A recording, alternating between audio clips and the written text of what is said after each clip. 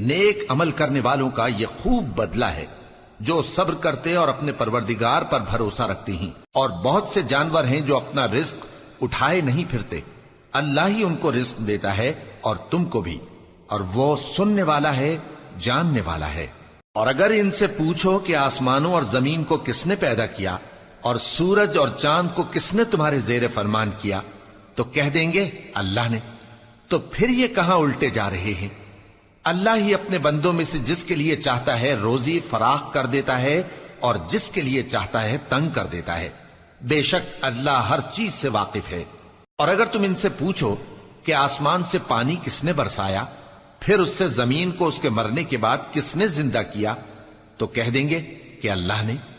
کہہ دو کہ اللہ کا شکر ہے، لیکن ان میں اکثر نہیں سمجھتے۔